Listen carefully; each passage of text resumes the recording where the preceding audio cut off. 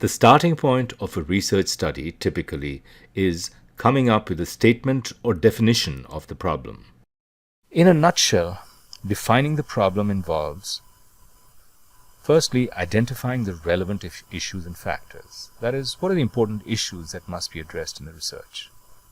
Secondly, identifying the key questions to investigate. That is, questions that must be asked to address those key issues. And finally, identifying possible solutions. That is, what actions you may wish to recommend to the client once your study is completed. You can think of it as preliminary research in which you try and narrow down the range of issues that should be the focus of the main research study. Keep in mind, though, that for certain types of studies, you may not need to spend time defining the problem. Specifically, studies in which there is no ambiguity about the information being sought may not need a problem definition stage. For example, if you're running an experiment to test a causal relationship between two variables, you typically will have a pretty clear idea of what you need to measure. Most studies, though, do require a problem definition stage at the beginning. At this stage, you would look to three main sources of information, although of course there could be others depending on the subject of the research. You can examine secondary data, both internal and external. You can interview decision makers, users, or buyers if they're not the end users. And you can talk to experts who can give you information about market trends and characteristics. So what do you need to do in this problem definition stage? You have three objectives: to understand the purpose of the research, to understand the problem context, and to understand the environmental context. So, understanding the purpose of the research is possibly the most important aspect. Why is the research being conducted? If any actions are being contemplated, what are they, and what is the underlying rationale for them? Often there are unstated assumptions underlying the manager's request for research, and it is important for the researcher to become aware of them so they can be examined and tested. Identifying the alternative actions will allow the researcher to focus on what the important questions are and to understand how the decision maker will use the information generated. This will help make the entire research process more efficient and relevant to the decision maker. Secondly, understanding the problem context is also critical. Context is everything. To understand the context, you need to look into the history and scope of the problem. How long has the situation lasted?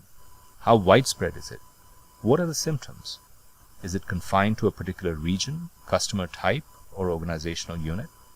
Finally, understanding the environmental context includes examining the legal and economic environment, the financial constraints on the organization, and the resources available to it, and of course, most importantly, understanding buyer behavior. If available, information on buyer perceptions and attitudes would also be important to consider. In a small organization, a manager and a researcher can be the same person, but very often are different people, either within the organization or in different organizations. They are also different species in terms of their functions, their mindsets, and their skill sets. It's important, therefore, to understand the different perspectives that managers and researchers have when they're considering a particular management problem. A manager, by definition, is someone who makes decisions about products or services or the units that he or she manages. Their objective is to make the right decision with respect to the issue they are trying to address. For example, these decisions may include questions such as, should we launch a new product? Should we change the advertising for the product? Should we change the product formulation? The researcher's job, on the other hand, is to answer questions that can guide the manager in making these decisions. Their objective is not to make the decisions themselves, but to provide or come up with the most accurate answers possible. These questions might include, for example, how do people use the product? What are the perceptions and attitudes of users towards the product? The difference between the manager's and the researcher's approach to the problem is at the heart of the distinction between the management problem and the research problem. The management problem is the problem as viewed from the manager's perspective. That is, it refers to a decision that needs to be made. It's what the manager needs to do. For example, he or she may want to decide whether or not to launch a new product, whether to change the advertising campaign for a product, or to change the product formulation. All these situations are characterized by a focus on action. In some cases, the action to be taken may not be apparent, and the management problem may be first to figure out which possible actions are worth examining in detail. The researcher's problem, on the other hand, is the problem as viewed from the researcher's perspective. It's what the researcher needs to do. It's an information-based definition of the manager's problem. It describes the information needed for the manager's decision to be made. Essentially, the researcher takes the statement of the problem provided by the manager and translates it into the information needed. For example, if the decision is whether a proposed new product should be launched, the researcher's task is to determine the demand for the product. The researcher then elaborates on this statement of the problem to come up with a set of information needs that would be relevant to estimating the demand for the product. Similarly, if the management decision is whether or not to change the advertising for a product, the corresponding research problem would be to determine the effect of this change on sales of the product, or on other variables that might be of interest. Or if the question is whether to change the product formulation, the research objective would be to estimate consumer preference for the new formulation. This last scenario, relating to a proposed change in product formulation, is actually an example of a research problem being defined very narrowly. In many cases, this may be appropriate, but it is important to remember that product formulation is only one aspect of a product, albeit a key aspect. A product, especially one with a well-established brand image, will have many dimensions that may be important to consumers, and focusing just on the product formulation to the exclusion of all other aspects of the brand image can create a huge problem for the company.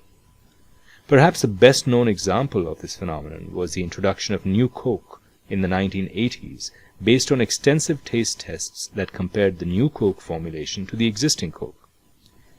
Even though the taste tests had conclusively showed that the new formulation was preferred, researchers had failed to account for the emotional ties of consumers to the Coke brand, and when the new Coke was launched, consumer outrage at the change forced the company to bring back the original product and eventually phase out the new version.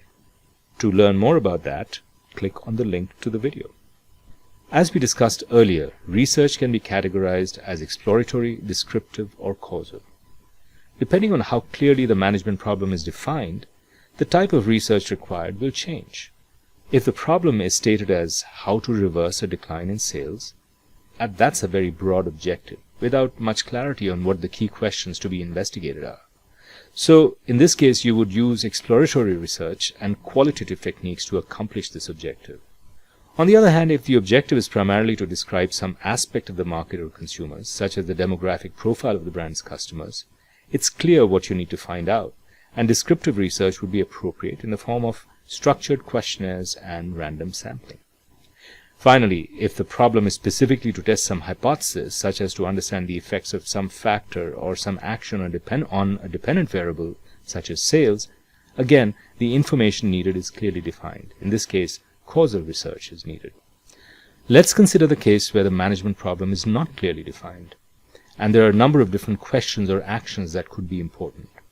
We would start out with an initial statement of the marketing problem and an initial research objective, and then use exploratory research to arrive at a revised statement of the management problem and a revised research objective. Let's take an example. Let's say a retailer wanted to increase store traffic in a store. There could be a large number of possible actions that the retailer could take, but they typically would vary in effectiveness and cost, depending on the target demographic and the type of store it is. For example, the retailer could make the store environment more attractive, train its staff to be more courteous, lower the prices, run weekly promotions, increase the assortment of products carried, increase the store hours, and so on.